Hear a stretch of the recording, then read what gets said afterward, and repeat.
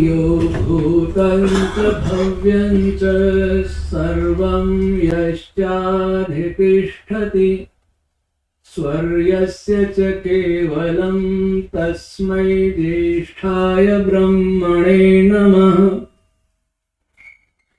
यस्य भूमेः प्रमान्तरिक्षमुतोदरं दिवं यश्चक्रे मूर्धानं तस्मै ज्येष्ठाय ब्रह्मणे नमः।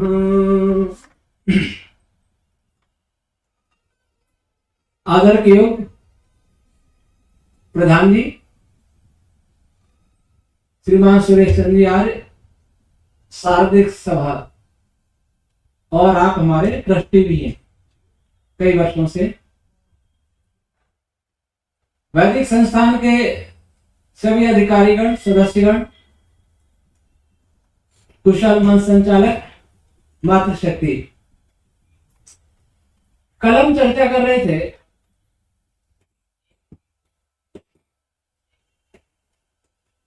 कि विज्ञान मनुष्य के लिए केवल आवश्यक ही नहीं, अनिवार्य भी है। बिना विज्ञान के न इस लोक का कल्याण हो सकता है, न परलोक का कल्याण हो सकता है।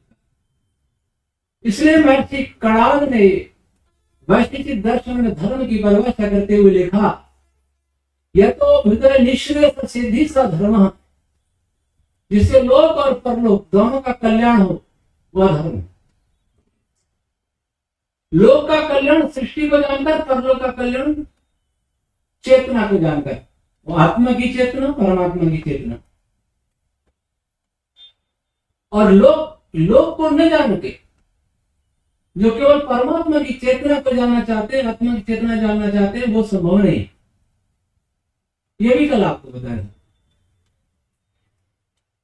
मंत्र में था, अविद्या, जो अविद्या में रत रहते हैं, फिजिकल साइंस में रत रहते हैं, वो अंधकार में डूबते हैं। क्यों? फिजिकल साइंस को समझने वाला वो ये सोचता है कि संसार भोगने के लिए है और मेरे ऊपर कोई नहीं, और मैं भी एक मशीन हूं, मैं भी मरने के बाद फिर नहीं आऊंगा। तो उसका एक दर्शन बन जाता, यावत जीवे सुखम जीवे ऋणम कृत्वा घृतम पेवेत भस्मीभूतस्य देहस्य पुनरागमनम कुतः। क्योंकि चार्वाक ने बात कही इतिहास से लगभग 4000 वर्ष पूर्व, लगभग। मैं इतिहास का विद्यार्थी इसलिए नहीं कह सकता कि जब तक जियो सुख से जियो, चाहे ऋण लेके घी पियो, लेकिन घी पियो, क्योंकि मरने के बाद कौन आता है। आज संसार पर दृष्टिपात करें तो ऐसा लगता है कि आज हर मनुष्य चार्वाक का अनुयायी है। भले वो पूजा कर रहा है, यज्ञ कर रहा है, दान कर रहा है, तप कर रहा है, रोजे रख रहा है, प्रार्थना कर रहा है, गुरुद्वारे में जा रहा है, कहीं भी जा रहा है। नास्तिक कहता हूं तो ऐसा करता ही, जो आस्तिक करता है वो भी छुपा हुआ ऐसे ही कर रहा है। एक बड़े बड़े वैराग्य का उपदेश देता, धन संपत्ति कोई काम नहीं आएगी, और वह उसी धन संपत्ति से बड़े बड़े आश्रम बना करके 5 स्टार की सुविधाएं प्राप्त करता है, भोग कर। ऐसा क्यों? ऐसा इसलिए कि अंदर से चेतना का विश्वास है नहीं, और चेतना का विश्वास इसलिए नहीं है क्योंकि हमने सृष्टि को समझा नहीं। तो सृष्टि को नहीं समझेगा। योग दर्शन में संप्रज्ञात समाधि के 4 भाग बताए। पहला भाग सवितर्क समाधि, सविचार समाधि। सवितर्क में सृष्टि के स्थूल पदार्थों को जानना अनिवार्य होता है, सविचार में सूक्ष्म पदार्थों को जानना अनिवार्य होता है। अर्थात पहली सीढ़ी ये है, पहली और दूसरी सीढ़ी। विवेक वैराग्य में वैराग्य की परिभाषा भी महर्षि व्यास ने लिखी है, ज्ञान से पराकाष्ठा वैराग्यम, ज्ञान की पराकाष्ठा बताए। प्रकृति पुरुष का भेद करेंगे, मैं गाय और भैंस का भेद करूं तो दोनों की जानकारी मुझे होनी चाहिए, तभी भेद अंतर कर पाऊं। नहीं तो गाय को ही नहीं समझ लूं। तो प्रकृति को जब तक नहीं जानेंगे तो पुरुष का भेद उससे होगा कैसे?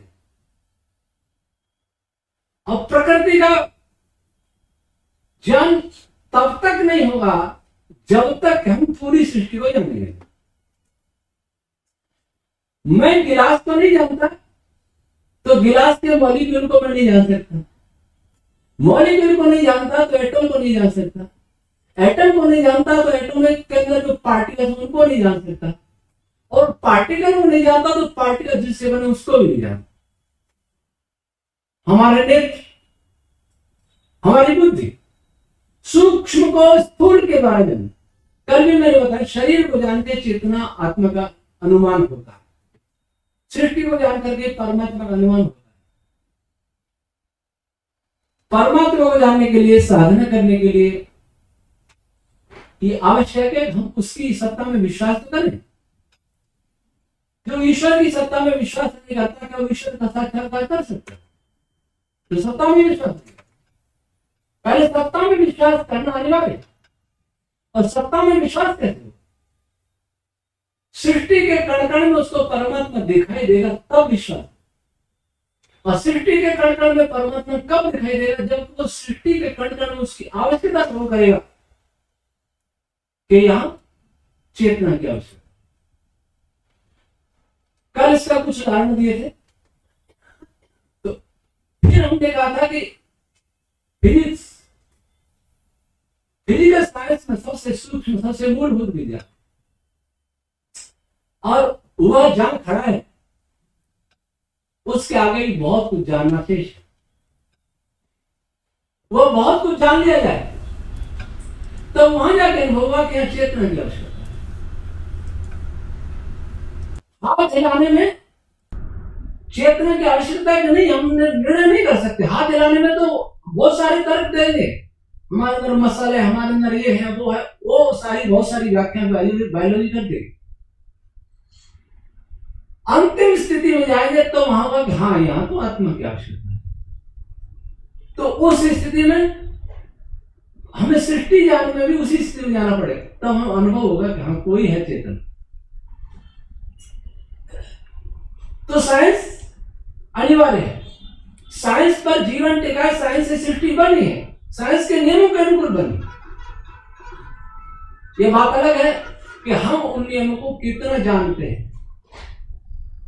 कहीं हम उन नियमों के आगे ऐसा तो नहीं मानते कि इससे आगे कुछ है ही नहीं, इसके आगे कुछ नहीं होता है, तो साइंस के आविष्कार बंद हो जाने चाहिए थे, लेकिन कभी नहीं, हम निरंतर चलते रहे।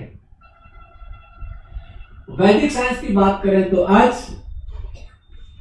आपने वेद के बारे में बहुत सुने होंगे, प्रोफेसर बहुत पढ़ा होगा, बहुत स्वाध्याय किया होगा, लेकिन मैं आपसे एक प्रश्न करूंगा, वेद क्या है? तो आप क्या कहेंगे? चार जो पुस्तकें हैं, ऋग्वेद, यजुर्वेद, सामवेद, अथर्ववेद, यह वेद है। फिर मैं कहूं कि वेद का अर्थ क्या, तो आप कहेंगे ज्ञान।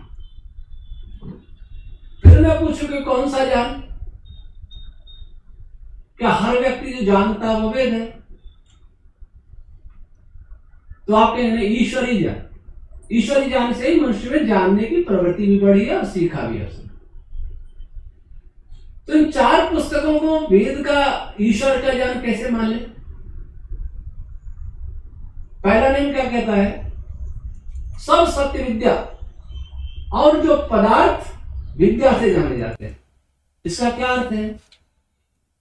क्या कोई इस पे आपने कभी विचार किया?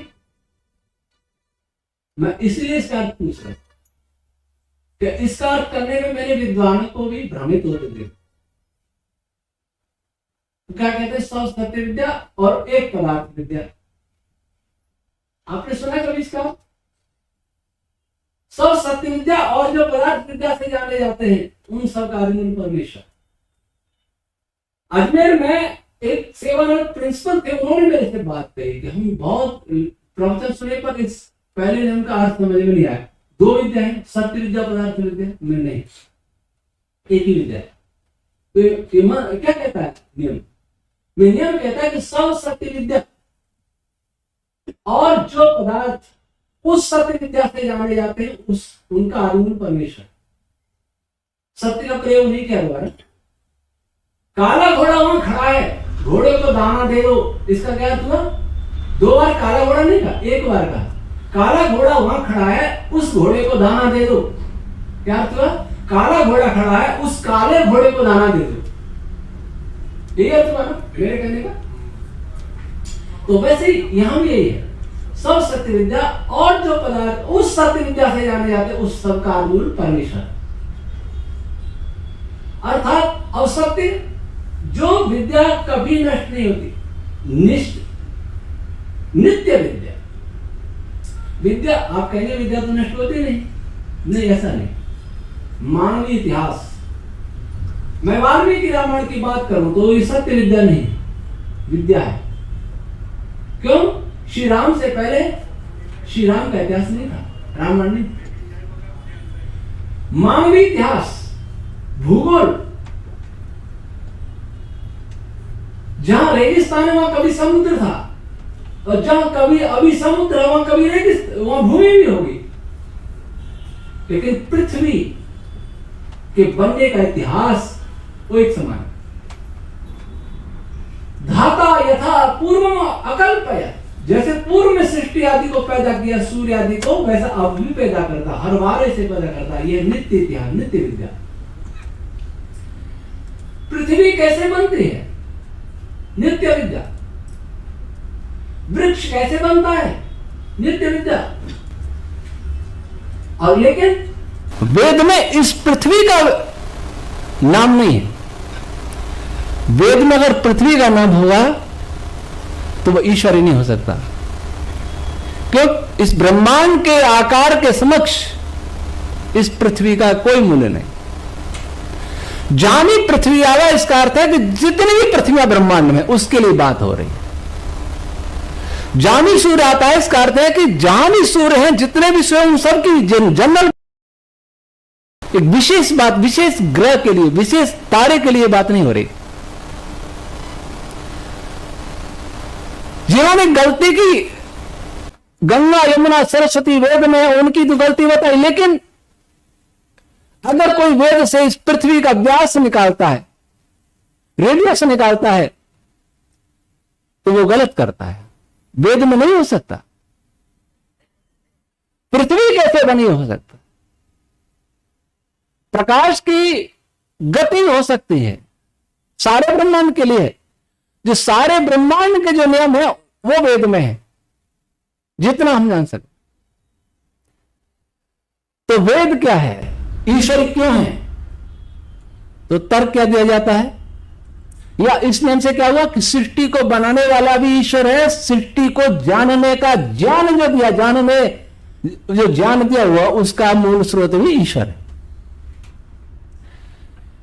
अब ये नहीं कहा कि वो सत्य विद्या क्या है, तो तीसरे नियम में बता दी, वेद सब सत्य विद्याओं का पुस्तक। आपको यह नियम पढ़ते पढ़ते जो आर्य समाज के सज्जन हैं, जन्म से सुना है, अतः जब से सुनने लायक हो, जब से बोलने लायक हो, जब से बोला भी है। जो आर्य समाजी नहीं, वे भी जानते, वेद भगवान की वाणी, उसमें सब विद्या है। सब सत्य विद्याओं को कहते कहते हम क्यों पाश्चात्य विज्ञान पढ़ रहे? हमारे पास तो सब सत्य विद्या है। क्या कारण? कहां में सत्य विद्या? ये प्रकाश, मेरे प्रकाश जो आ रहा है इन बल्ब से, क्या इसका ज्ञान भी वेद में? सूर्य कैसे चमक रहा है, क्या इसका ज्ञान भी वेद में? गैलेक्सी कैसे धारण हो रही है, क्या इसका ज्ञान भी वेद में है? शरीर कैसे काम कर रहा है, क्या इसका ज्ञान भी वेद में है? विद्युत क्या है, क्या इसका ज्ञान भी वेद में है? अगर नहीं है तो वेद सत्य विद्याओं का पुस्तक नहीं है। और है तो मैकेले की प्रणाली में हम क्यों जी रहे? हमने कोई विद्या क्यों नहीं निकाली? क्या कहने वाला अंदर से बोल रहे हैं? अंदर अंदर से बोल रहा है तो उसे अंदर से प्रश्न करना चाहिए, क्या वास्तव सत्य विद्या है? क्या केवल वेद अध्यात्म के ग्रंथ हैं? और जो अध्यात्म का ग्रंथ होगा कभी संभव नहीं कि उसमें पदार्थ विज्ञान की बात नहीं। योग दर्शन ले ले, सांख्य दर्शन ले ले, योग दर्शन को ज्यादा माना जाता है। तो योग दर्शन में यह है, सृष्टि को स्थूल पदार्थों पर चिंतन करना, सूक्ष्म पदार्थों पर चिंतन करना, प्रकृति त्रिगुणों की व्याख्या करना, यह भी योग दर्शन का विषय है। संसार में ऐसा कोई अध्यात्म का ग्रंथ नहीं है जिसमें केवल चेतना की बात, क्योंकि चेतना की सिद्धि अचेतना बिना संभव नहीं है, अचेतन पर विचार किए बिना संभव नहीं। तो सृष्टि और वेद अध्यात्म या सृष्टि का ज्ञान, इन दोनों को बनाने वाला ईश्वर है। तो वेद में सब सत्य विद्या है, तो हमने क्यों प्रयास नहीं किया अब तक कि उनमें से कुछ विद्या निकाली जाए? अगर हम पूछें कि वेद को ईश्वरी क्यों माने, तो उसमें तर्क ये दिया जाता है कि बिना ईश्वरी ज्ञान के ज्ञान का विकास नहीं होगा। जो विकासवाद है आधुनिक विज्ञान का, उसका खंडन करना वर्तमान समय में बहुत सरल नहीं है, लेकिन कर भी ले तो उससे ही सिद्ध कैसे होगा कि वे यही जो 4 पुस्तकें, यही वो ज्ञान है जो ईश्वर ने दिया था। इसको सिद्ध करने के लिए क्या प्रक्रिया अपनानी पड़ेगी? तो कुछ लोग कहते हैं कि अंतःसाक्षी से, अंतःसाक्षी वेद में लिखा है, क्या लिखा है? तस्मात् यज्ञात् सर्वभूता ऋचा सामान्य यज्ञने छंदांसि जज्जरे तस्मात् यजुः तस्मात् जायत। उस परमात्मा से ये 4 वेद उत्पन्न हुए, इसलिए वेद ईश्वरी है। ऐसे तो कुरान में भी लिखा है कि कुरान खुदा की वाणी है। ऐसे तो बाइबल भी दावा करती है, गीता भी दावा करती है। तो ईश्वरी किसको माने? बाइबल को, गीता को, पुराण, कुरान को, किसको माने? जैसा हम वेद की अंतःसाक्षी दिखा रहे हैं, वो भी अंतःसाक्षी दिखा देंगे अपनी। अंतःसाक्षी फिर हमारे लिए प्रमाण नहीं रही। क्या ऋषियों ने कहा? तो ऋषियों को मानने वाले कितने लोग हैं? जो ऋषियों को नहीं मानते उनको कैसे समझाएं कि वेद ईश्वरी है? बोलिए। जो ऋषियों में श्रद्धा करते हैं, और डॉक्टर साहब हैं, आप रुड़की IIT से PhD हैं फिजिक्स में, मैं कहूंगा आप प्रोफेसर हैं, इसलिए मान लो इनकी बात। कोई कहे मैं तो फिजिक्स को मानता ही नहीं, तो उनको कैसे समझाएं कि इनकी बात माननी चाहिए? जो भगवान मनु को नहीं मानते, जो अन्य किसी ऋषि को नहीं मानते, ऋषि आए तो उनके सामने कुछ भी नहीं है। भगवान मनु से लेकर के महर्षि कणाद, कपिल, पतंजलि, जैमिनी, गौतम, व्यास जी, याज्ञवल्क्य, ऐत्रेय, महीदास, ब्रह्मा, भगवान शिव, भगवान राम, भगवान श्री कृष्ण, उनके सामने ऋषि कुछ भी नहीं है। तो जब उनकी बात को कोई नहीं मानता, 56 देश इस्लाम के वो ऋषियों को नहीं मानते, 100 देश ईसाई भाई वो ऋषियों को नहीं मानते, यहूदियों का देश इस्राएल वो ऋषियों को नहीं मानता, कुछ देश बौद्धों के वो ऋषियों को नहीं मानते, हमारे भारत में कम्युनिस्ट है वो ऋषियों को नहीं मानते, और आपके बच्चे भी ऋषियों को नहीं मानते। देख, पूछ लीजिए उनसे। आपके साथ यज्ञ में बैठ जाएंगे, संध्या भी कर लेंगे, लेकिन स्कूल में जो पढ़ेंगे उसमें पूछेंगे कि कहाँ है ऋषि का किसी नाम में, कहीं पुस्तक में नाम नहीं है। क्या ऋषि थे, क्या था उनके पास विद्या, क्या पढ़ रहे हैं आप? इसलिए तो आज की पीढ़ी नहीं आ रही। यहां तो बहुत अच्छा लग रहा है आज की युवा पीढ़ी आ रही है, लेकिन इसके अंदर से विश्वास नहीं है। तो उनको कैसे समझें कि वेद ईश्वरी है? फिर अगला तर्क करते हैं कि ईश्वरी ग्रंथ वह हो सकता है जिसमें किसी देश विशेष का नाम नहीं हो, किसी में व्यक्ति विशेष, उस ग्रंथ में व्यक्ति विशेष का नाम नहीं हो। तो मैं आपको ऐसे बहुत सारे नाम गिना दूं। हमारे एक विद्वान हुए डॉक्टर कपिल जी द्विवेदी, उन्होंने एक पुस्तक लिखी है वैदिक संस्कृति पर, ये एमए में चलती है, एमए की क्लासों में। उसमें लिखा है अथर्ववेद राजा परीक्षित के बाद बना। हाँ, क्योंकि उसमें राजा परीक्षित का नाम है। अब उनको क्या जवाब दें? अथर्ववेद में से, वेद में, अथर्ववेद में बहुत कुछ बताता है, लेकिन वेद में से, वेद में इतिहास नहीं है। ये कैसे सिद्ध होगा? जब तक हम वेद को नहीं जानेंगे तब तक ये सिद्ध करना आसान नहीं है कि वेद में इतिहास नहीं है। महर्षि यास्क जी ने निरुक्त लिखा है, और निरुक्त में वेद मंत्रों की ऐतिहासिक व्याख्या भी की है। उसके आधार पर भी अनेक लोग मानते हैं वेद में इतिहास है। अगर वेद में इतिहास है तब वेद भी ईश्वर ही नहीं है।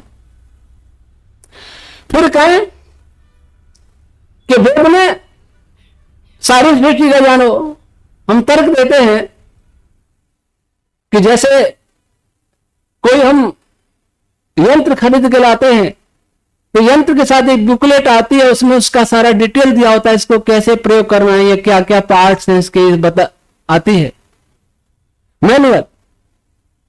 इसी प्रकार वेद भी मैनुअल है सृष्टि का। तो क्या हमने जान लिया कि वेद में सब बातें लिखी है? सूर्य चमक रहा है, प्रकाश दे रहा है, जब से जन्मे जब से प्रकाश देख रहे हैं, उस प्रकाश को कैसे उपयोग में करें, क्या आपने वेद में से देखा? चंद्रमा की चांदनी का गुण क्या क्या आपने वेद में से देखा? वनस्पति विज्ञान क्या वेद में से देखा? नहीं देखा तो कैसे कहते हैं कि वेद मैनुअल है? और फिर कहते हैं कि इसमें संपूर्ण ज्ञान विज्ञान है, वो किसी ग्रंथ में नहीं है। तो संपूर्ण ज्ञान विज्ञान क्या हमने समझा? हम समझा सकते हैं किसी को? कोई मुसलमान आके कहे यहां कि मुझे समझाइए वेद में क्या क्या जाने, तो क्या बताएंगे? हम सभी लोग कहते हैं कि आपने सुई बनाई क्या, आपने मोबाइल बनाया क्या, बहुत बड़ी बड़ी बातें कर रहे हैं। उनको तो मैं अभी उत्तर दे देता हूं कि आप में से कोई सोच सकता है वैदिक इससे क्या होगा? आइंस्टीन ने सुई बनाई डॉक्टर, आइंस्टीन ने सुई बनाई, कोई स्टीन ने बनाया, तो क्या काय का वैज्ञानिक है? थियोरिटिकल। नोबेल पुरस्कार विजेताओं की सूची देखें तो सारे थियोरिटिकल वाले हैं। कोई सुई बनाने वाला नहीं है, कोई यंत्र बनाने वाला नहीं है उसमें, देख लीजिए। तो मैं थियोरिटिकल हूं। में ने लिखा है थियोरिटिकल फिजिसिस्ट अलग होता है, एक्सपेरिमेंटल अलग होता है, ऑब्जर्वेशनल अलग होता है। वो उनका काम करे, हम अपना काम करें।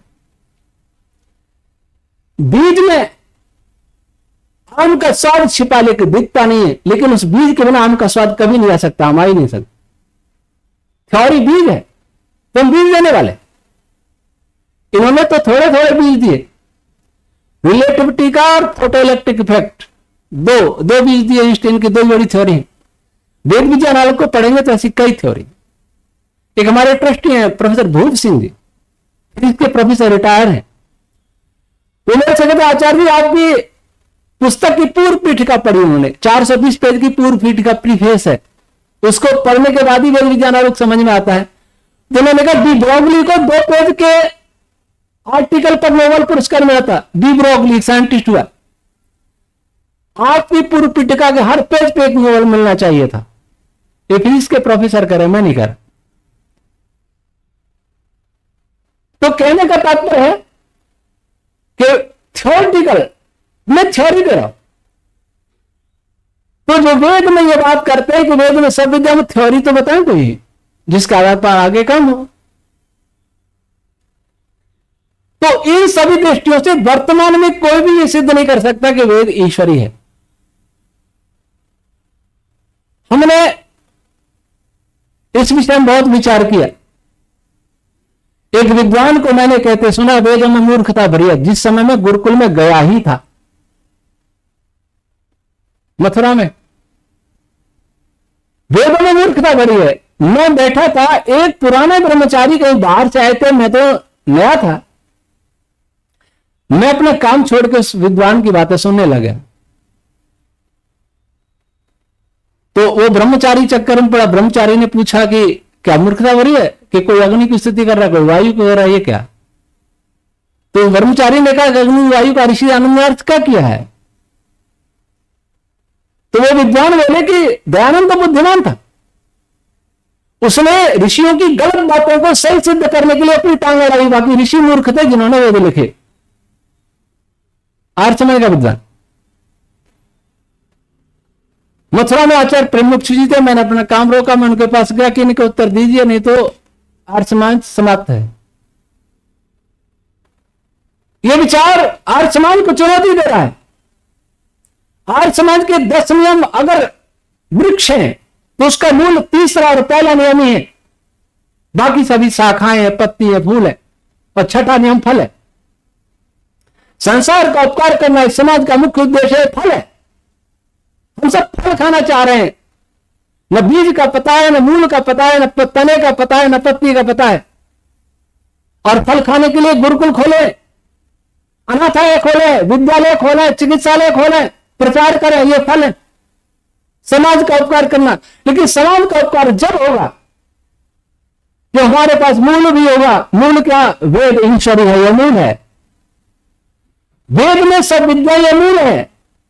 यदि हम मूल को नहीं बचा सके तो पत्नियों को सींचने से काम नहीं चलेगा। यही कारण है कि आर्य समाज जिस समय स्थापित हुआ था उस समय आर्य समाज की जो शक्ति थी वो आज नहीं है। पश्चिमी शिक्षा ने, पश्चिमी सभ्यता ने हमारे परिवारों को पाश्चात्य के प्रभाव में बहा दिया। क्यों बहा दिया? क्यों गुलाम हुए हम?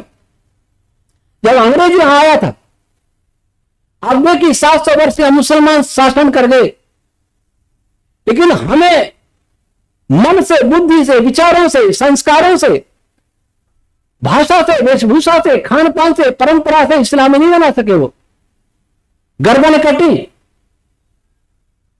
लेकिन इस्लाम स्वीकार नहीं हुआ। लेकिन 200 वर्ष के अंग्रेजों ने हमें बदल दिया, क्योंकि हमने उन्हें बुद्धिमान समझा, हमने उन्हें सभ्य समझा, हमने उन्हें वैज्ञानिक समझा, और वैज्ञानिक समझ करके, बुद्धिमान समझ करके, पढ़ा लिखा समझ करके, सभ्य समझ के हमने उनकी आरती उतारी और उनकी सारी शिक्षा को अंगीकार कर लिया, खुले दिल से स्वीकार कर लिया। अगर हमारे पास वेद की सब सत्यों का ज्ञान होता, ऋषियों के ग्रंथ का हमारे पास पर्याप्त ज्ञान होता, उनको हम समझ गए होते, तो हम अंग्रेजों के प्रभाव में नहीं फंसते, नहीं हम गुलाम होते। गीता में कृष्ण भगवान ने 4 प्रकार के भक्त बताए हैं, जिसमें सबसे बड़ा भक्त बताया उन्होंने ज्ञान से भक्त जो बनता है। और मैं इसका विपरीत कहूंगा, सबसे बड़ा दास भी वही होता है जो ज्ञान से दास बनता है, जो बुद्धि का दास बन जाता है, जो मन का दास बन जाता है।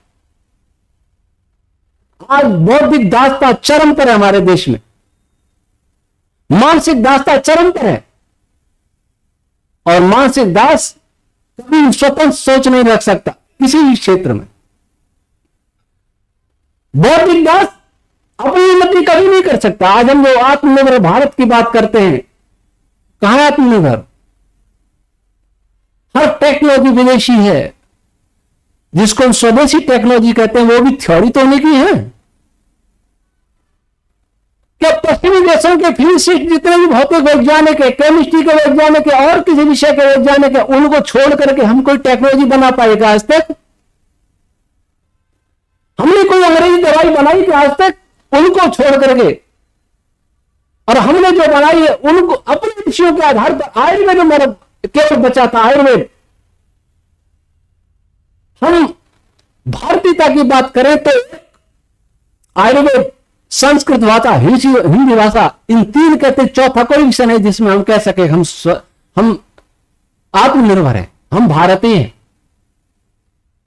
और वर्तमान में शरीर भारतीय है, निर्वस्त्र शरीर, वस्त्र भी विदेशी है, तो आत्मनिर्भरता कहां है? बिना एफडीआई के हम चल नहीं सकते, बिना किसी टेक्नोलॉजी हम चल नहीं सकते। एक युवक ने मेरे से पूछा था कि स्वदेशी मिसाइल बना रहे हैं, स्वदेशी रॉकेट बना रहे हैं, उसमें क्या कहेंगे? मैं सुनिए, 3 प्रकार से हम काम कर सकते हैं। हमें दही खाना है, डॉक्टर साहब से मांग के ला सकते हैं दही, पहला मतलब पूर्ण विदेशी। और दूसरा, इनकी गाय का दूध खरीद के ले आने, उससे अपना दही जमा लें, अर्ध स्वदेशी अर्ध विदेशी, आधा विदेशी आधा स्वदेशी। दूध इनका, हमने दही जमाया, बस इतना ही किया। और तीसरा है मेरी गाय मेरा दूध और मेरा ही दही, यह पूर्ण स्वदेशी है। कोई टेक्नोलॉजी पूर्ण स्वदेशी हमारे पास भारत में? तो किस स्वदेशी की बात कर रहे हैं, किस आत्मनिर्भरता की बात कर रहे हैं? ऐसा क्यों हुआ? वेद के विद्वानों का उत्तरदायित्व था कि अगर वो इस तीसरे नियम को ध्यान से पढ़ते और इस पर ही काम करते। बहुत काम किया हमने, स्वतंत्रता का काम किया, समाज सुधार का काम किया, बहुत शिविर लगाए, बहुत कुछ सिखाया, लेकिन मूल में भूल रह गई। मूल में भूल रह गई कि आर्य समाज की जड़ कट गई, और बिना जड़ के वृक्ष बहुत दिन तक हरा भरा नहीं दिखता। तो इसके लिए हमने विचार किया, और मैंने उस समय कहा था कि मैं इस विषय पर काम करूं। वेद ईश्वरी क्यों है? वेद में सर्व विज्ञान क्यों है? विस्तार से न बताते हुए हमने एक थ्योरी बनाई। मेरी थ्योरी नहीं है, वो ऋषियों की थ्योरी है। कुछ लोग कहते हैं मैंने कल्पना से ऐसे ब्राह्मण का भाष्य कर दिया। कोई कमेंट कहते हैं कि आइंस्टीन के पीछे चल दिया। मैंने आइंस्टीन के पीछे नहीं चला, मैं आइंस्टीन और उनके भक्तों को मैं भी प्रशंसक हूं, इन वैज्ञानिकों का, क्योंकि ये मेरे मित्र हैं, बहुत मित्र हैं मेरे वैज्ञानिक। लेकिन मैं उनको अपने साथ लेके चलना चाह रहा हूं, उनके पीछे नहीं जा रहा। मैं किसी के भी गुण स्वीकार करने के लिए तैयार हूं, लेकिन अभी तक मेरा अनुभव है कि सबको वेद की ओर आना चाहिए, क्योंकि वो विज्ञान मौलिक है, वो विज्ञान पूर्ण है। इसलिए उन मित्रों को भी अपने साथ मिलाना चाह रहा हूं। तो वो थ्योरी है वैदिक रश्मि थ्योरी। इस पर भी बहुत प्रश्न खड़े हुए, क्योंकि बिना पढ़े प्रश्न करने वाले बहुत हैं। तो मुझे वैज्ञानिक लोग कहते हैं आप किसी के उत्तर मत दो, क्योंकि अधिकांश लोग चाहते हैं कि आपका समय खराब हो। ऐत्रेय ब्राह्मण का भाष्य किया तब भी यही स्थिति, और निरुक्त का करो तब भी यही स्थिति। किसी ने तो कहा कि ये तो काल्पनिक है। मैंने कहा अच्छा, आप 285 खंड है ऐत्रेय ब्राह्मण में, 285 40 अध्याय। मैंने कहा जिसको भी जो खंड सबसे सरल दिखता हो उसका भाष्य कर दे, फिर हम बात करेंगे आगे। एक लाइन का भी अर्थ करके किसी ने बताया। अब वैदिक रश्मि थ्योरी क्या है? वैदिक रश्मि थ्योरी संक्षेप में है कि सारी सृष्टि वेद मंत्रों से बनी है। ये आपको नई बात लग रही है। जिन्होंने हमारे चैनल देखा है वो उनको तो लगती होगी सुनी सुनाई, लेकिन जिन्होंने कभी नहीं देखा उनको लगेगी ये क्या कह रहे। अगर पहले कल्पना करो, अगर ये बात सिद्ध होती है, ये बात तर्कसंगत सिद्ध होती है कि वैदिक छंदों से, वैदिक मंत्रों से सृष्टि बनी है, तो किसी को ये कहने की आवश्यकता नहीं होगी कि वेद इसलिए ईश्वरी है। न मनु जी का प्रमाण देना पड़ेगा, न ऋषि दयानंद का प्रमाण देना पड़ेगा, न ब्रह्मा जी का प्रमाण दे, किसी का प्रमाण देने की आवश्यकता नहीं। अगर यह सिद्ध हो जाए कि वेद से सृष्टि बनी है। अब आगे चलते हैं, ये कैसे सिद्ध होगा? सबसे पहले क्या था, जो मैं कल चर्चा कर रहा था कि आदमी फीस नहीं जानता कि सबसे पहले क्या था। इटर्नल नहीं, इनिशियल स्टेट ऑफ यूनिवर्स क्या थी ये नहीं पता।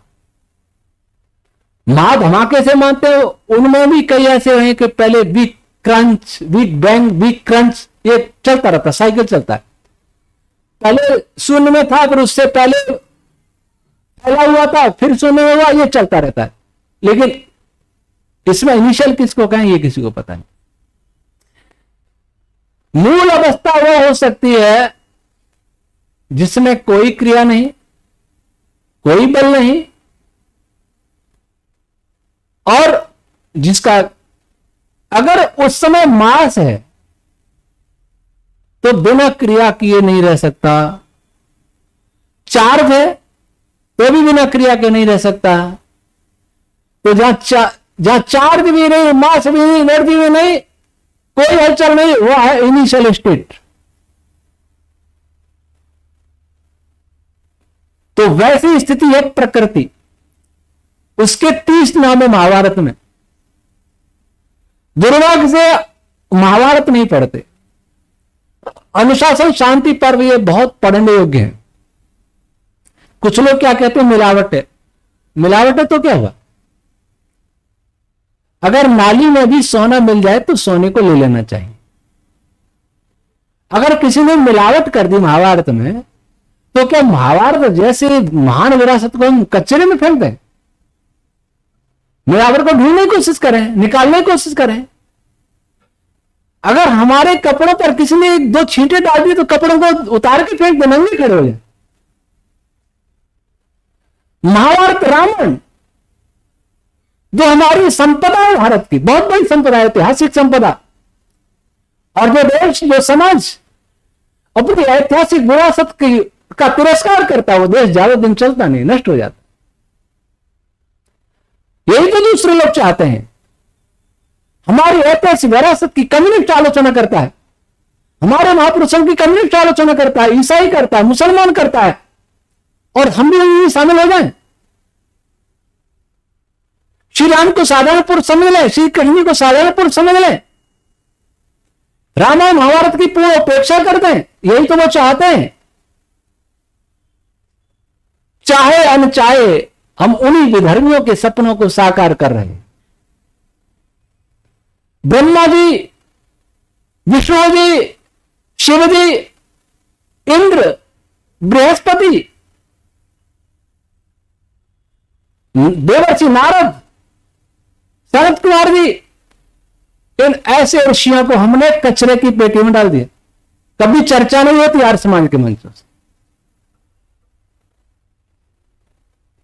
अब श्री राम किसी का 2 बच्चे ले देकर उनके लिए अपमानना, अवमूल्यन हो रहा है हमारे यहां। कहां जाएंगे? इसलिए तो हिंदू समाज होता है, आर्य समाज एक पंथ है, वो ऋषि दानव ने चलाया। तो उस महाभारत में जो प्रकृति का डिटेल है वह कहीं भी नहीं मिलेगा। वेद में सारे मंत्र ढूंढ लिए, उसका सार महादेव जी और ब्रह्मा जी ने दोनों ने दिया महाभारत में, जो भीष्म पितामह ने सरसैया पर सुनाया युधिष्ठिर जी को। 30 नाम 30 गुण बताते हैं, 30 प्रकार की प्रॉपर्टी बता रहे हैं इनिशियल स्टेट की, उनको पढ़िए। अब जैसे सब शांत है, मान लीजिए शांत में सबसे पहले क्या होगा? आपने रोटी बनाने के लिए आटा रख दिया, सबसे पहले क्या होगा? आटा हिलेगा तो सही, कंपन तो होगा। दही से मक्खन निकालेंगे, कंपन तो होगा। बिना कंपन के कोई क्रिया नहीं है, बिना क्रिया के कोई पदार्थ नहीं बनता। सबसे पहली क्रिया कंपन ही होगी। मैं यहां से आगे चलूंगा तो पहले तो अपने यहां कंपन करूंगा, मेरा शरीर में हलचल होगी, फिर आगे बढ़ पाऊंगा। तो सबसे पहले वो इनिशियल स्टेट, उसमें सबसे पहले कंपन होगा। वो कंपन किस रूप में हो सकता है? चार्ज तो था नहीं, मास नहीं था, कोई फोर्स नहीं, तो कंपन होगा कैसे? कौन कंपन करेगा? कौन सा कंपन होगा? वहां आवश्यक होगा कि हां कोई ऐसा पदार्थ है जो उसके बाहर है, भीतर है, सब जगह है। वह पदार्थ स्वयं गति करने योग्य हो या गति कराने योग्य हो, चेतन हो सकता। तो सबसे पहला कंपन हुआ। और ध्वनि क्या है? ध्वनि कंपन का ही दूसरा नाम। ध्वनि की कोई परिभाषा अभी तक में निश्चित नहीं की गई है। एक प्रेशर को ध्वनि कहते हैं। ध्वनि तरंग इस प्रकार से आगे जाएंगे, आपके कान तक पहुंच जाएंगे। तो क्या जा रहा है ये पता नहीं, प्रेशर जा रहा। प्रेशर क्रिएट किसने किया? कहां से आया प्रेशर? वो शब्द क्या है? तो सबसे पहले जो, और ये शब्द 4 प्रकार का होता,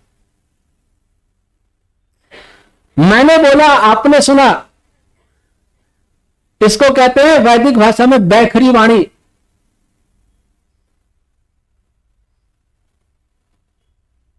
जो आपके कान के पर्दे तक गई, और उसके बाद आती है दूसरी वाणी, कान के पर्दे से मस्तिष्क के भाग विशेष तक, जहां से सुनने की क्रिया होती है, वहां तक जो कंपन जा रहा है वो किस रूप में जा रहा है? ये तो इस प्रेशर में जा रहा है, वहां क्या जा रहा है? उसको कहते हैं वैदिक भाषा मध्यमा वाणी, इलेक्ट्रिक सिग्नल के रूप में जाता है, और इलेक्ट्रिक सिग्नल चलता है स्पेस में।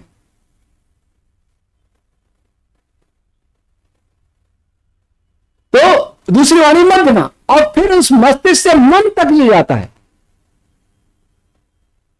मन बायोलॉजी का विषय नहीं, लेकिन इस पर चर्चा चल रही है। मन क्या है, माइंड क्या है? ब्रेन तो मांस का पिंड है, माइंड क्या है?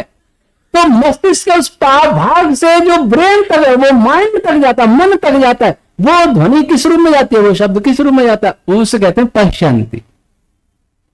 वो पश्चंती के लिए स्पेस भी आवश्यक नहीं है, पश्चंती चलती है मन में, मनस तत्व बोलते हैं उसको। और मन भी जड़ है, इसलिए उपनिषदकार ने कहा ऐसे दृष्टा स्पष्टा श्रोता ज्ञाता मनता बोधा।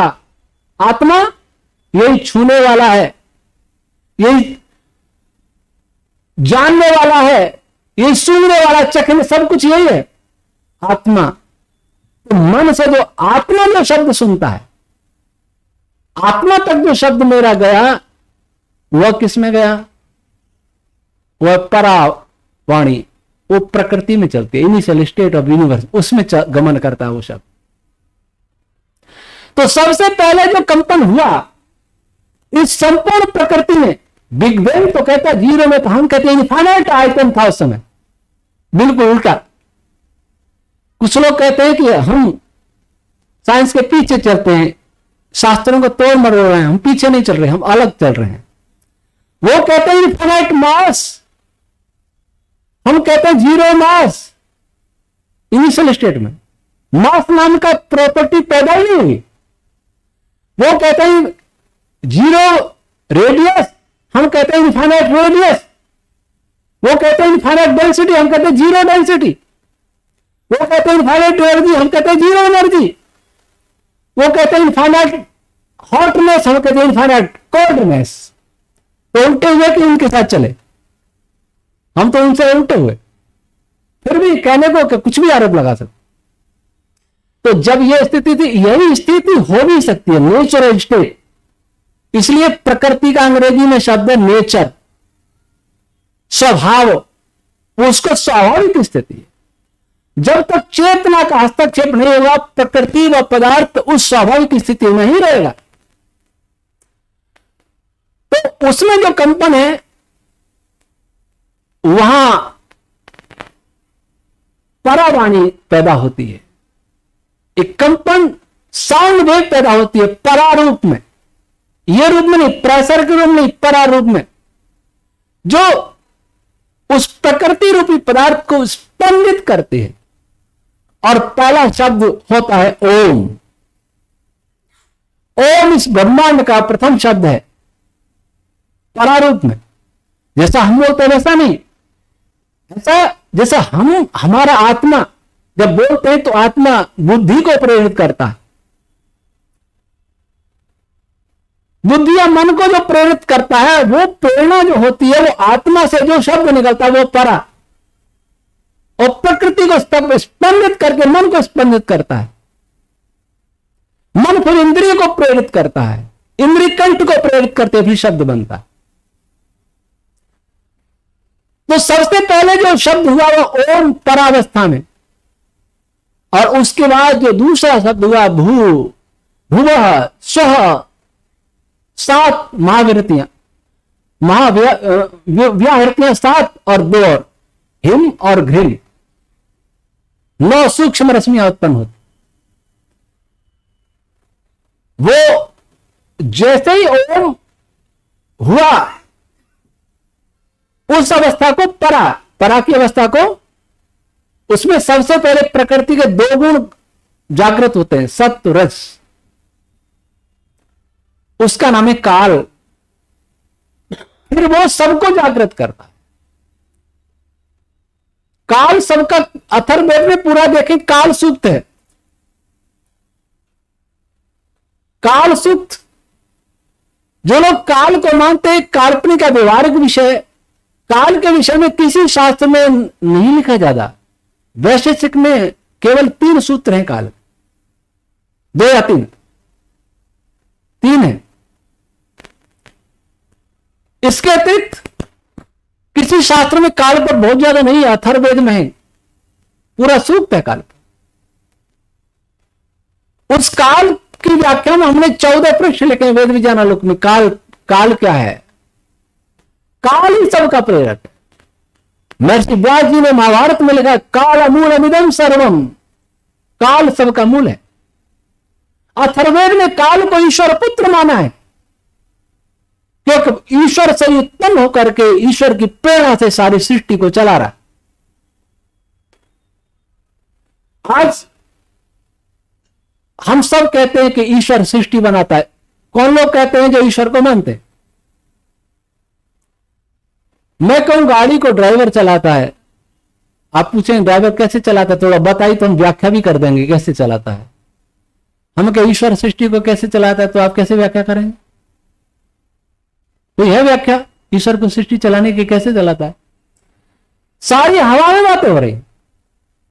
जब हम व्याख्या नहीं कर सकते, इसका मतलब क्या पता चला रहा है कि नहीं चला रहा है?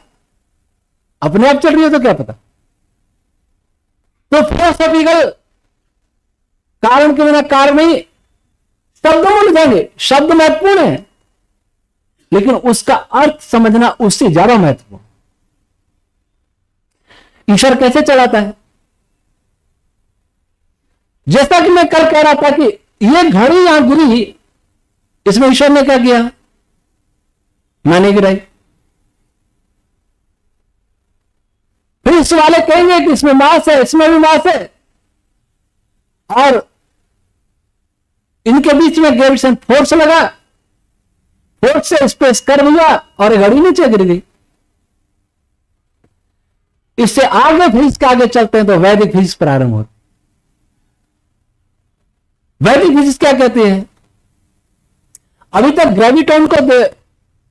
ग्रेविटोन की कल्पना भी निश्चित नहीं है, लेकिन हम कहते हैं ग्रेविटोन है।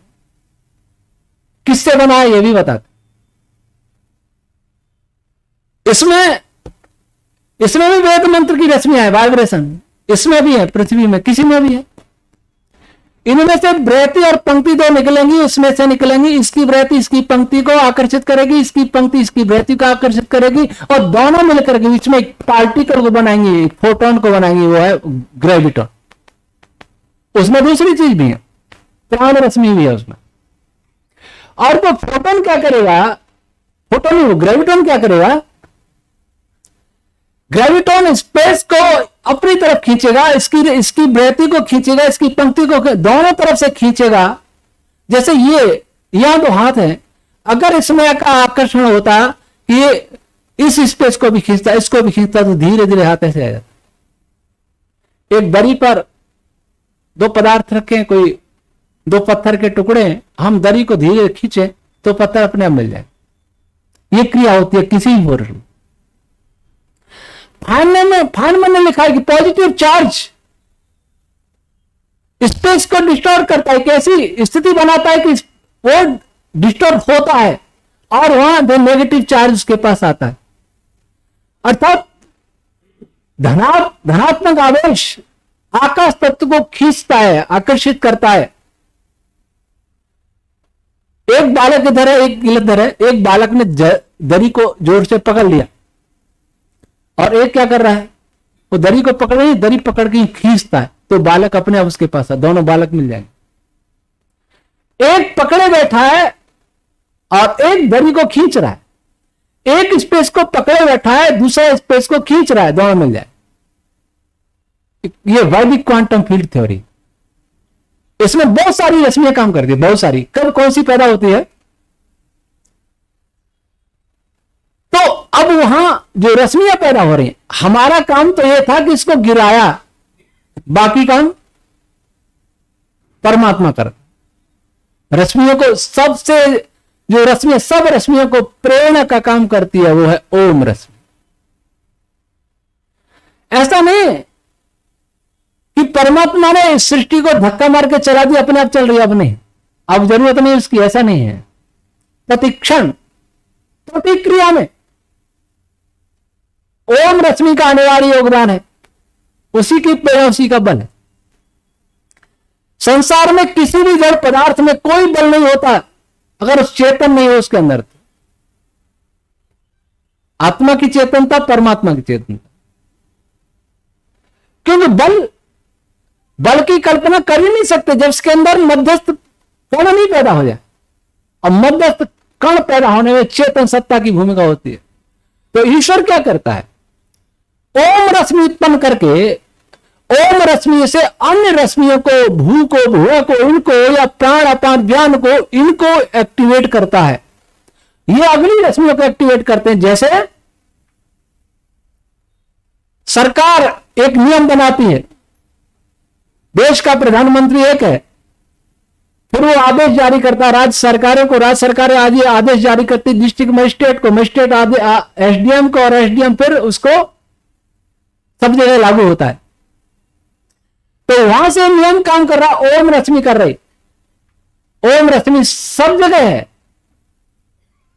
मांडलिक उपनिषद बहुत छोटा सा है लेकिन बहुत गंभीर है, उसमें ओम के विषय में ही। तो ओम रश्मि के माध्यम से, जिसे ड्राइवर स्टीयरिंग के माध्यम से गाड़ी को कहीं भी ले जाता है, घोड़सवार घोड़े की लगाम को इधर उधर रख के कहीं भी ले जाता है, वैसे ईश्वर ओम की रश्मियों से सृष्टि को कहीं भी ले जाता है, कोई भी क्रिया करता है।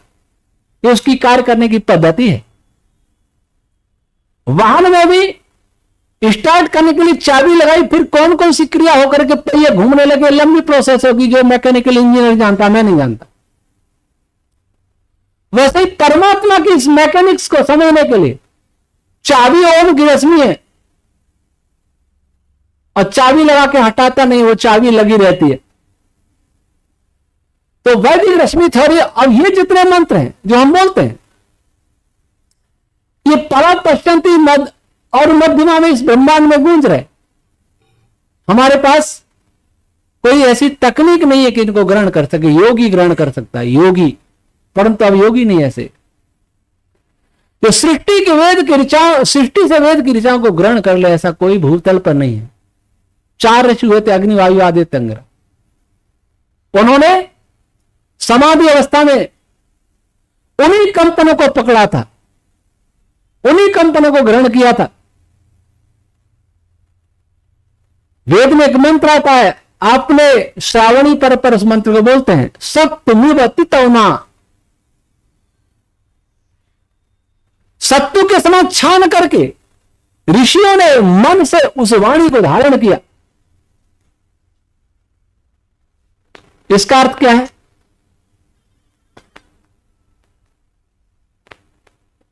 सत्तू की तरह छान के ऋषियों ने वाणी को धारण। इसका अर्थ है कि सत्तू में जो छान के नीचे गया उसके ऊपर भी कुछ है जो छन के अलग हो जाएगा। तो और भी ऐसी रश्मियां हैं जिनको उन्होंने नहीं छाना, वो बाहर निकल छोड़ दी। और महर्षि याज्ञवल्क्य ने श्वास प्रश्वास के समान कहा कि श्वास प्रश्वास के समान ऋषियों ने वेद मंत्र को ग्रहण किया। श्वास प्रश्वास क्या होता है? हमने बहुत सारी ली, उसमें से कुछ निकाल दी, बाकी रख ली, ऑक्सीजन रख ली, बाकी सब निकाल दी। इसका अर्थ है कि ऋषियों ने जो 4 वेदों में ग्रहण किया उसके अतिरिक्त भी छंद थे, वो उन्होंने ग्रहण नहीं किए। अपने सामर्थ्य के अनुसार मेरे से जितना वजन उठेगा उतना ही उठाऊंगा, ऐसा थोड़ी कमरा उठा के ले जाऊंगा। इसलिए देवराज इंद्र ने कहा था अनंता वही वेदा, वेद अनंत है।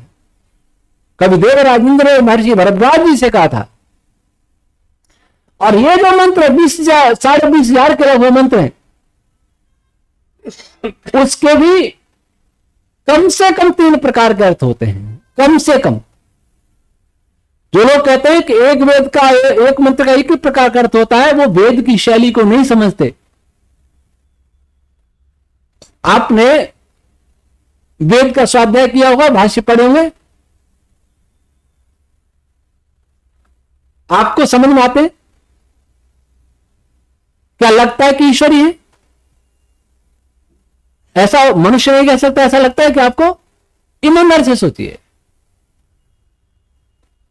मैं कहता हूं आपको नहीं लगता होगा। जिस ईश्वर ने करोड़ों अरबों गैलेक्सियों को बनाया है, क्या उसी के लिखे हुए मंत्र है? ऐसा क्यों लगता है आपको? ऐसा इसलिए लगता है कि ऋषि दयानंद ने वेद भाष्य बहुत संक्षेप में कि एक नमूना बताया कैसे करना चाहिए। हम पकड़ के बैठ गए, समझ में आए या नहीं आए पर दूसरा नहीं सोचना। जैसे मुसलमान कहता है, जब यहां मुसलमान आए तो सारी पुस्तकों को जला दो, क्योंकि जो इनमें वही है जो कुरान में, तब भी इनकी धरती को जरूरत नहीं है, और इनमें वो है जो कुरान के विपरीत है, तो भी जला दो, क्योंकि इसकी भी धरती को जरूरत नहीं। इसलिए जो कहते हैं ऋषि दयानंद ने भाष्य करना पूर्ण होगा, अब करने की जरूरत ही नहीं है। ऐसे अनुसंधान नहीं होता।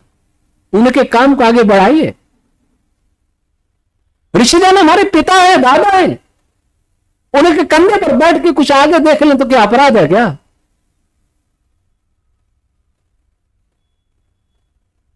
बीज से वृक्ष बनता है, वृक्ष से फल उगता है। उस बीज को आधार बना करके हम आगे चलें तो संसार को कुछ दे पाएंगे, नहीं था कुछ नहीं दे पाएंगे। हम उसी में बह जाएंगे जिसमें संसार बह रहा है। तो वैदिक रश्मि थ्योरी कहते हैं कि सारे वेद मंत्र इस सृष्टि में गूंज रहे। ये जो फोटोन आ रहे हैं इसमें गायत्री मंत्र गूंज रहा है, और भी बहुत सारे मंत्र हैं। एक वैज्ञानिक से मेरी बात हो रही थी, वो शायद जर्मनी के साइंटिस्ट से बात हो रही थी, उस समय की बात है। उन्होंने कहा हम तो नहीं, प्रोफेसर शिशिर आईआईएससी भी के प्रोफेसर हैं। तो हमने कहा प्रोफेसर रॉय आप मानते फोटोन एक एंटिटी है? एक हाँ के हाँ यही मानते हैं।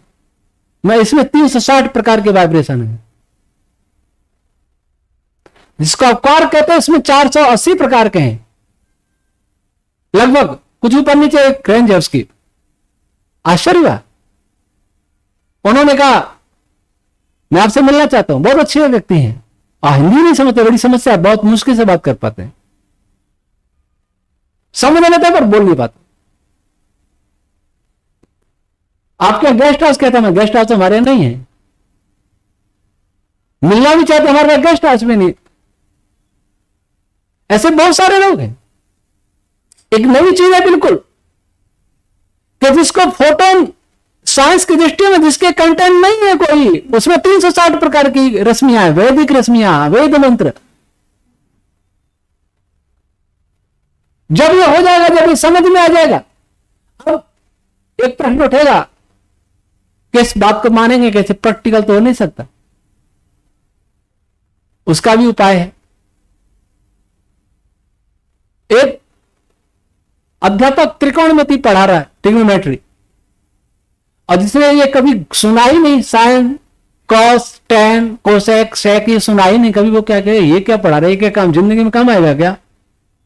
अंगड़ तो काम ही आएगा, दुकान करेगा, बही खाता चलाएगा तो अंगड़ काम आएगा, गुणा भाग जोड़ बाकी ये सब काम आएंगे, लेकिन ये क्या काम आएगा? Sine theta square, sine square theta, cos square theta equal to 1, ये क्या काम आएगा? लेकिन वही पढ़ाने वाला अगर किसी दूर सी बिल्डिंग को दूर से उसकी ऊंचाई नाप दे, उसका बेस, उसकी दूरी मालूम हो, तब वो जो कहता है कि ये क्या काम आएगा, जब उसके में यहां काम आ रहा है बिल्डिंग की ऊंचाई नापने में, हवाई जहाज की ऊंचाई नापने में, बहुत सारे उसके एप्लीकेशन है। तो इसका मतलब मेरी समझ में आए नहीं आए पर है वो सही, मैं प्रैक्टिकल कर सकूं या नहीं कर सकूं पर है वो सही। तो वैदिक रश्मि थ्योरी से अगर हम फिजिक्स की समस्याओं का समाधान कर देते हैं, मास कैसे आता है, चार्ज कैसे आता है, स्पेस कैसे कर्व होता है, कॉम्पटन फैक्ट में क्या होता है, क्या चीज निकल जाती है उसमें, जो उसका इलेक्ट्रॉन की एनर्जी को बढ़ा देती है, और फोटोन की एनर्जी कम हो जाती है, वो दूसरी दिशा में चला जाता है। ये सब बातें, डार्क मैटर कैसे होल्ड करा, क्या डार्क मैटर है, डार्क एनर्जी क्या कर, अगर ये विषयों को समझा सके तब तो आप कहेंगे भले ही प्रैक्टिकल नहीं, भले ही मैथ नहीं, पर बात सही है। और इसका मैथ बनाने की जरूरत है। जर्मनी के मैथमेटिशियन है, उन्होंने मुझे कहा था एक बार, आप भी थे प्रधान जी उस मीटिंग में, डॉक्टर दीपे सिंह, उन्होंने कहा मैं इसके लिए मैथ बनाऊं, मैं इस विषय में आपकी मदद करूंगा। अभी 4-5 दिन पहले एक बात हुई, जापान के एक साइंटिस्ट से, वो कृत्रिम मस्तिष्क बना रहे, उन्होंने कहा कि आचार्य जी मुझे दीजिए आप, मैं मैथ मेरा बहुत अच्छा है, एस्ट्रोफिजिक्स मेरा विषय रहा, मैं मैथ में बनाऊं। मैंने, आप हमारी पहले वीडियो सुन लीजिए। तो ये इसी स्तर के साइंटिस्ट डीआरडीओ के रिटायर्ड डायरेक्टर मेरे साथ काम करना चाहते हैं, एक जर्मनी छोड़ के आना चाहते हैं, एक स्वीडन से छोड़ के आ गए हमारा वीडियो भारत में, अब वो मेरे ट्रस्ट में काम करना चाहते हैं। इनका दिमाग खराब नहीं है, इनको लगता है कि यहां बहुत कुछ है, यहां समाधान होगा, जो सर्व में समाधान नहीं होगा, जो नासा में समाधान नहीं होगा, वहां समाधान होगा। क्यों मैसे ऑब्जेक्ट को स्पेस, क्यों कर्म होता है मैसे ऑब्जेक्ट से, चार्ज पार्टिकल से क्यों होता है, क्या स्पेस में चार्ज है? चार्ज पार्टिकल और स्पेस के कंटेंट में जब तक कोई समानता नहीं होगी, जब तक उनमें इंटरेक्शन होगा ही नहीं। वैसे मास वाले पार्टिकल में स्पेस में कोई समानता नहीं होगी, जब तक होगा ही नहीं। इसलिए इन समस्याओं का हम समाधान करेंगे, और तब आपको लगेगा कि वैदिक रश्मि थ्योरी हमारे हर क्षेत्र में लाभदायक। सबसे बड़ा तो आपको लाभ ये होगा कि आपको ईश्वर की सत्ता में विश्वास होगा कि ईश्वर ऐसे काम कर रहा है। अभी तक नहीं, ईश्वर की सत्ता में विश्वास होता तो मनुष्य झूठ नहीं बोल सकता, ईश्वर की सत्ता में विश्वास होगा मनुष्य लोभ नहीं कर सकता, ईश्वर की सत्ता में विश्वास होगा तो मनुष्य ईमानदार बेईमानी नहीं कर सकता, ईर्ष्या नहीं कर सकता, क्रोध नहीं कर सकता, द्वेष नहीं कर सकता। क्या ये सब चला गया हमारे अंदर से? ये नहीं गए, ये विकार नहीं गए हमारे अंदर से। क्यों नहीं गए? अंदर से विश्वास नहीं। मुझे विश्वास है कि आग में हाथ डालूंगा तो हाथ जल जाएगा, कोई आग में हाथ नहीं डालता। मैं विश्वास करता हूं कि बिजली के नंगे तारों को पकड़ लूंगा तो करंट लग जाए, मैं मर जाऊंगा, इसलिए कोई नंगे तारों को नहीं छूता, बहुत दूर रहते। तार के नीचे खड़े में तो टूट जाए तो, लेकिन ईश्वर के नीचे ऊपर, ईश्वर हमारे नीचे ऊपर, लेकिन उससे कोई नहीं डरता। चाहे विद्वान हो, चाहे भगवे कपड़े वाला हो, सफेद कपड़े वाला हो, गृहस्थ हो, बच्चा हो, बूढ़ा, कोई नहीं डरता। जो डरता है वो निश्चित ही महावीर, अच्छा मनुष्य, वास्तव में मनुष्य है, क्योंकि अंदर से विश्वास है। अंदर से विश्वास जब होगा तो सृष्टि में ईश्वर को कार्य करते हुए अनुभव करेंगे। कैसे सृष्टि ओम रश्मियों के द्वारा चल रही है, ओम रश्मि कैसे स्पंदित कर रहा है, एक जगह, वो एक जगह भी नहीं बैठा। जैसे एक तालाब के किनारे बैठ जाइए, धीरे धीरे उंगली से ऐसे स्पंदन करिए, तरंग बनाइए, तरंग यहां से वहां उस किनारे तक चली जाए। तार बजाइए, सितार, ये सब चलाते रहिए, तार एक ध्वनि संगीत उत्पन्न करेगा। ईश्वर एक किनारे पे नहीं बैठा, ईश्वर सब जगह बैठ करके संगीत है, वेद संगीत है।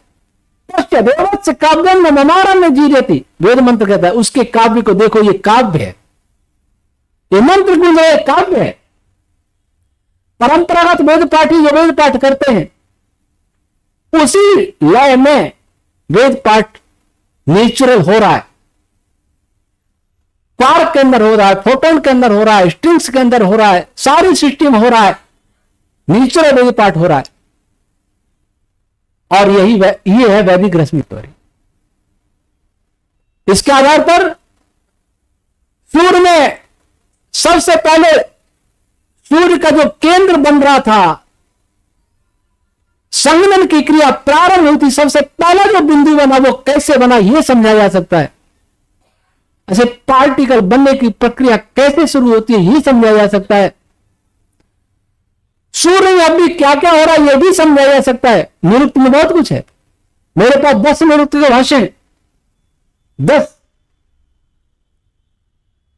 किसी भी भाष्य को आप उठा के पढ़ लीजिए, एक भी भाष्य ऐसा नहीं है जिससे वेद की गरिमा बढ़ सके, बढ़ना नहीं, बच सके। बढ़ना तो अलग बात है, जो है वो भी नहीं बचेगी। एक पौराणिक विद्वान, मुझे नाम स्मरण नहीं रहा, पंडित धर्मदेव विद्यामार्तन ने उदाहरण दिया है कि चारों वेदों का पाठ सुनते थे बड़ी श्रद्धा से। फिर उन्होंने कहा कि भाष्य पढ़ना चाहिए, तो आचार्य सायण के भाष्य मंगाए, आदि से अंत तक भाष्य सुने। तब एक विद्वान से कहा कि जब तक मैंने भाष्य नहीं सुने थे, जब तक मेरी वेद में श्रद्धा, और भाष्य सुन लिए तो मेरी श्रद्धा समाप्त हो गई। ऐसे ही जब आप नृत्य के सभी भाष्य पढ़ लेंगे तब आपकी श्रद्धा समाप्त हो जाएगी। नहीं सुना है तो अच्छा। मारवाड़ी में कहा था बंदी मुट्ठी लाख की और खुली मुट्ठी खाक, वो है। हमें बंद मुट्ठी रखने की कोई आवश्यकता नहीं है, हम अपना भाष्य करेंगे। और किया हमने 80% से 80% हो गया नृत्य भाष्य, और मेरा विश्वास है कि उसमें वो वैज्ञानिक रहस्य वो कहीं भी नहीं है किसी साइंटिस्ट के पास। सूर्य पर तो बहुत ही ज्यादा, उसमें पार्टिकल पर भी। तो वैदिक रश्मि थ्योरी की स्थापना करना हम सबका परम धर्म होना चाहिए। इस तरह जब भी बचेगा जब वैदिक रश्मि थ्योरी को आप समझ लेंगे और समझा देंगे, अन्यथा बात करने से कुछ नहीं होगा। इसके लिए हमारे पास अभी भी सैकड़ों युवक आ सकते हैं, एमएससी स्तर के, एमटेक।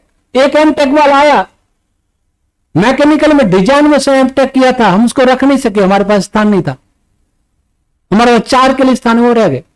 अभी एयरफोर्स छोड़ के आ गया एक युवा।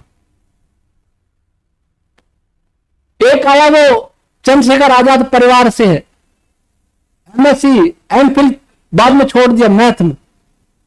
एक विशाल आर्य को सब जानते हैं, डीयू से एमएससी किया थ्योरेटिकल फिजिक्स में, और विषय भी रख सब cosmology, astrophysics, plasma physics, quantum field theory, string theory, 5 विषय। आप जानते हैं कि ये विषय कैसे हैं, दुनिया के सबसे कठिन विषय हैं फिजिकल साइंस में, दुनिया के सबसे कठिन फिजिकल साइंस में। वो विशाल आर्य के पास थे, वीडियो समय आगे। डॉक्टर संदीप कुमार सिंह जर्मनी में रिसर्च कर रहे थे, वीडियो समय छोड़ के आगे भारत, वे भारतीय। अब जयपुर में प्राइवेट यूनिवर्सिटी में प्रोफेसर है, अब वो अच्छा हमारा सेंटर बने, अब हम सेंटर बनाना चाहते। अगर हम लोग सेंटर बना के काम करेंगे तो हमारे पास बहुत लोग हो सकते हैं, उससे क्या क्या तकनीक विकसित हो सकती है, ऐसी तकनीक जिसका कोई साइड इफेक्ट नहीं। कल मैंने आपको निवेदन किया था साइड इफेक्ट वाली तकनीक इसलिए क्योंकि फिजिक्स की थ्योरी को ठीक समझ नहीं पाए, कमी रहेगी। नीम हकीम हुआ, नीम हकीम खतरजन अधूरा सुन के। एक बालक होता है, एक बच्चा, उसको आप कोई बच्चे बहुत ऐसे होते हैं तुरंत एक्टिव होते हैं। उसको कहा कि कोई सामान मंगाई कि ये सामान लाना, वो आधा सुनेगा और भाग जाएगा, फिर वहां जाके भूलेगा क्या बताया था, फिर दोबारा आएगा कि क्या बताया था। साइंस की स्थिति है,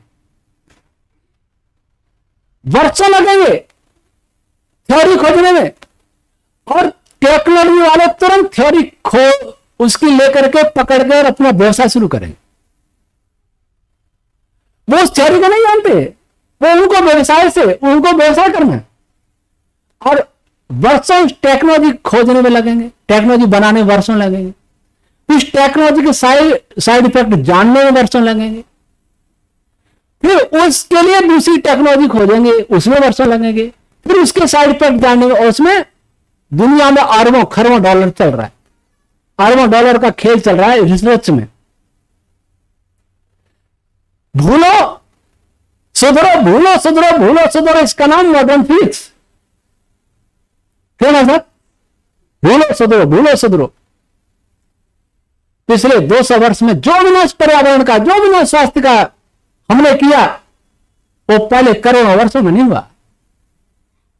कि हम भूल गए, अधूरे हमें नहीं, जरूरत नहीं है कि घड़ी मिल जाए तो इसको तुरंत ले लें, सारी भूमि अपनी हो जाए, सारा धन अपना हो जाए। दो व्यक्ति सारी धरती पर शासन कर रहे हैं, करना चाह रहे हैं, कर रहे हैं, उनके संकेत में धरती नाच रही है, सब सरकारें नाच रही हैं।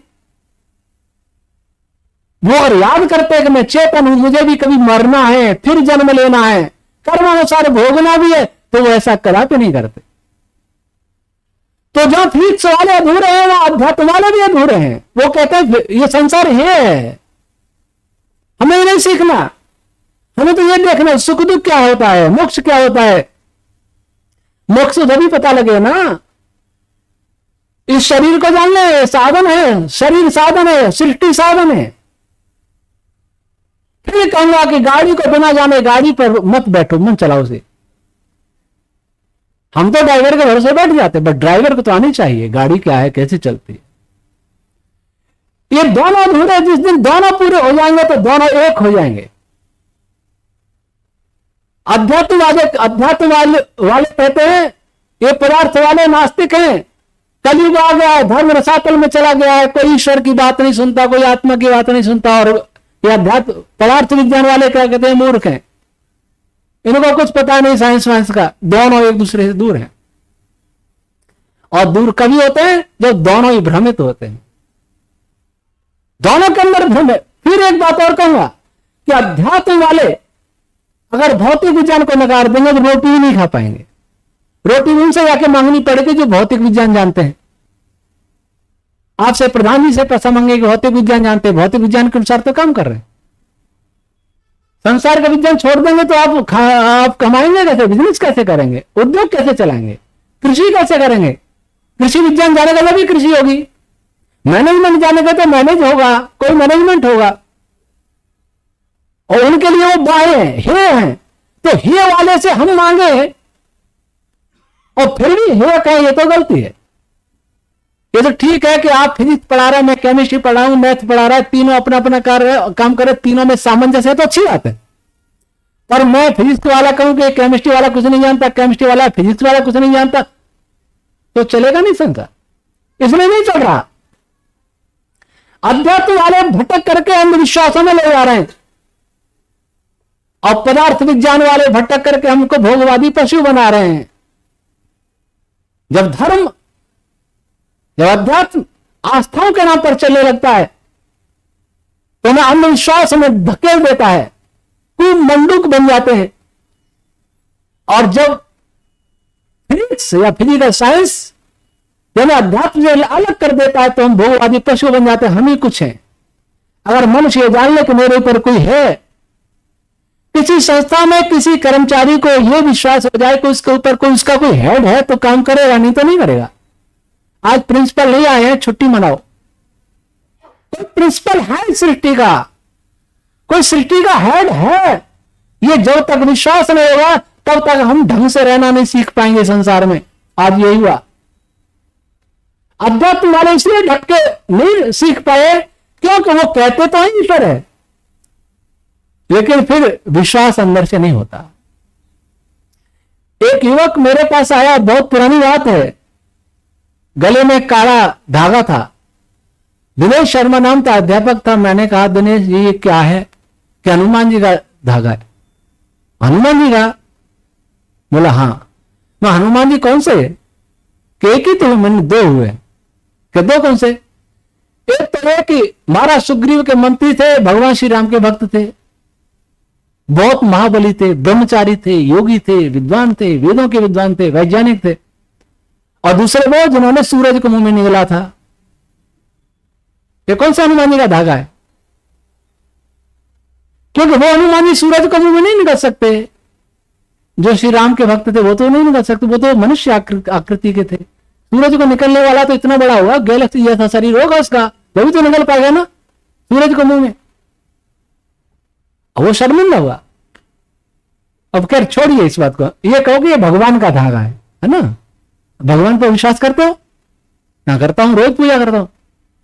दिनेश जी दोबारा बताइए, भगवान पर विश्वास होता है? क्या होता है? फिर बताइए, विश्वास होता है? जब कोई कर्म करते हैं तो विश्वास होता है कि हाँ वो देख रहा है। गंभीरता से सोच के बताना, वो कहता है हाँ नहीं होता। जो भी भगवान की पूजा हो रही है, यज्ञ हो रहा है, ध्यान हो रहा है, वो ऊपर से हो रहा है, भीतर से दृढ़ विश्वास नहीं है। जैसे अग्नि का दृढ़ विश्वास है, हमें अग्नि पर विश्वास है, बिजली पर विश्वास है, पानी पर विश्वास है, नहीं डूबेंगे, गहरी नदी है, तैरना नहीं जानते, नहीं कूदेंगे, दूर रहेंगे। वैसा ईश्वर पर नहीं है। सोच के देखना और सबको देखना। ऐसा इसलिए नहीं है क्योंकि ईश्वर के कार्यों को समझा नहीं। जब तक हम एक व्यक्ति बैठा है और वो कहेंगे गाड़ी का ड्राइवर है, तब तक नहीं लगेगा जब तक उसकी ड्राइविंग हम नहीं देखेंगे। हाँ, कुशल ड्राइवर, अच्छा ड्राइवर है। डरेंगे कि इनको गाड़ी बैठा दे, क्या पता गाड़ी किधर ले जाए। जब इनको चलाते नहीं देखूंगा मैं, जब तक पूरा विश्वास नहीं करूंगा। हमारा ड्राइवर आया तो सबसे पहले डर था, क्या पता कैसे, जब बहुत घूम लिया तब विश्वास हुआ। तो क्या हमने ईश्वर की ड्राइविंग को देखा? ईश्वर की ड्राइविंग को अनुभव किया? ईश्वर की क्रियाओं को कभी अनुभव किया? गाड़ी नहीं देखी तो ड्राइवर कैसे देखेंगे? मतलब गाड़ी भी नहीं देखी, सूर्य क्या है, चंद्र क्या है, गैलेक्सी क्या है, शरीर क्या है, ये नहीं देखा, पार्टिकल्स क्या है। इसलिए वैदिक विज्ञान सृष्टि की भी पूर्ण व्याख्या करता है, अध्यात्म विज्ञान की भी पूर्ण व्याख्या करता है। आज सूर्य विज्ञान को हिंदू, मुस्लिम, सिख, ईसाई, यहूदी, जैन, पारसी, बौद्ध, नास्तिक, आस्तिक सभी मिलके पढ़ते। अमेरिका का हो, पाकिस्तान का हो, चीन का हो, रूस का हो, कहीं का भी हो, मिलके पढ़ते। और जब बात आ जाए कि सूर्य किसने बनाया, वहां झगड़ा शुरू। क्यों? सूर्य पर झगड़ा नहीं, सूर्य को बनाने वाले पर झगड़ा। चंद्रमा के स्वरूप पर झगड़ा नहीं, उसके बनाने वाले पर झगड़ा। बॉटनी पढ़ने में झगड़ा नहीं, लेकिन बॉटनी जो वनस्पतियों को बनाने वाले के नाम पर झगड़ा। इसका अर्थ क्या है? इसका अर्थ यह है कि हमने उस ईश्वर की बॉटनी को समझा ही नहीं, ईश्वर की फीस को समझा। फीस क्या है? ईश्वर की तो नियम है। वैज्ञानिक तो खोजता है, ग्रेविटेशन लॉ कोई उसने न्यूटन ने थोड़ी पैदा किया है, वो तो जाना है। सृष्टि को नियमबद्ध करने का प्रयास ही तो साइंस है। नियमबद्ध व्याकरण क्या है? व्याकरण उस समय ऋषि कैसे बोलते थे, उसको महर्षि पाणिनि जी ने व्याकरण के नियमों में बांधने का प्रयास किया। उन्होंने व्याकरण बनाया थोड़ी। ऋषि बोला करते हो वेद में कैसे वाक्य बने, कैसा वाक्यों का प्रयोग है, उससे उनको व्याकरण से बांधने का प्रयास हुआ। लेकिन सभी लौकिक शब्दों को भी व्याकरण वाले ने महर्षि पाणिनि नहीं बांध पाए, और वेद के तो बांध भी नहीं पाए, क्योंकि सब कुछ नहीं बांधा जा सकता। तो साइंस इस सृष्टि के नियमों को खोजता है। नियम तो परमात्मा ने बनाए हैं। तो जब नियमों को समझेंगे तभी नियामक को समझेंगे। नियम नहीं आते तो नियामक फिर हमारे ऊपर ही मस्तिष्क में काम करता है, उसका विश्वास होता नहीं है। इसलिए झूठ भी बोलते हैं, छल कपट भी करते हैं, ईर्ष्या द्वेष भी करते हैं। सारा संसार किसी न किसी रूप में ईश्वर को मान रहा है, नास्तिकों को छोड़ करके, कम्युनिस्टों को छोड़ करके। कोई खुदा कहता है, कोई कुछ कहता है, कोई कुछ कहता है, मान रहा है। और नास्तिक है वो भी कहीं जाकर के कहीं भी तो माथा टेकते हैं कभी न किसी स्थिति में, कुछ नहीं तो मरे हुए के आगे माथा टेकेंगे। कभी न कभी लगता है कि कोई है, फिर भी इतनी लड़ाइयां, कोई है फिर भी इतनी लड़ाइयां। और सब जानते हैं कि जो है उसने सारी सृष्टि को बनाया, फिर भी इतने झगड़े। जब वैदिक रश्मि थ्योरी समझ में आएगी तो हमको लगेगा कि सारी सृष्टि वेद मंत्र से बनी है, तो मुसलमान लड़ेगा क्या हमसे? वो कहेगा क्या वेद हिंदुओं का है? हमने भी वेद अपना ही मान लिया। हमने क्या कहा? एक आर्य समाज में विद्वान हुए, वो कहते थे वह हिंदू का गेय नहीं जिसके घर में वेद नहीं। क्यों भाई? वेद हिंदुओं का ही है। वेद कॉस्मोलॉजिकल ग्रंथ है, मनुष्य का नहीं। कॉस्मोलॉजिकल, जहां भी मनुष्य जैसा बुद्धि प्राणी रहता सबके लिए वेद है। हमने वेद को सांप्रदायिक बनाने का प्रयास किया, हमने गाय को सांप्रदायिक बनाने का प्रयास किया, हमने पौधों को सांप्रदायिक बनाने का प्रयास किया। तो हम ही दोषी, हमारे पूर्वज दोषी, मध्यकालीन पूर्वज ऋषि दयानंद थे जिन्होंने इस सांप्रदायिकता के घेरे से निकालने की कोशिश की।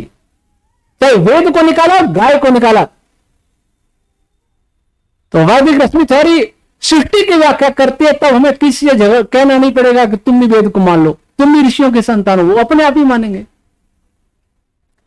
लेकिन कोई भी विद्या बिना समाज के, राष्ट्र के, सरकारों के सहयोग के चल नहीं पाती। मैकलो ने शिक्षा दी, उसके साथ ब्रिटिश गवर्नमेंट थी, ब्रिटिश गवर्नमेंट के अंदर में जितने भी देश थे वो सब उस देश उसके साथ थे। आज हमारे साथ कौन? आप लोग आइए, अगर वेद को बचाना है तो वैदिक रश्मि थ्योरी का अतिरिक्त कोई रास्ता नहीं है।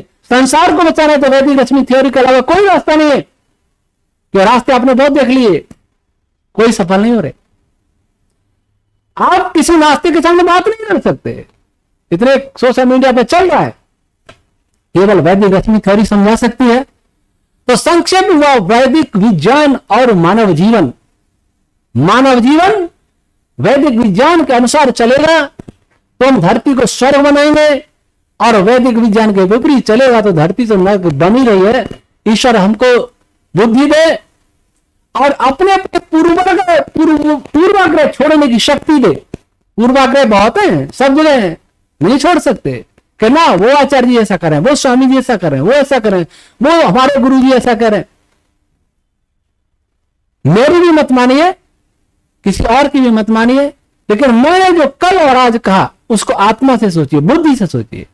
मन से बुद्धिमान प्राणी है, मनुष्य ही सोच सकता है। कल बताया था, जो सोच सकता है वही मनुष्य है, जो नहीं सोच सकता वो पशु है। पशु भी हालांकि थोड़ा बहुत तो सोचता है। इसलिए हम सभी सच्चे मनुष्य बने और इस धरती को बचाएं। वेद को बचाएं तो धरती बचेगी, अन्यथा कुछ नहीं बचेगा। हम अपनी आहुति जैसे भी परमात्मा ने बुद्धि दी है, शक्ति दी, वैसे डाल रहे हैं आहुति। जीवन इसलिए हमारे पास युवक वही आ रहे हैं जो इसी देश क्षेत्र में जीवन दे रहे हैं। आप भी इसमें आगे बढ़िए। ओम शम।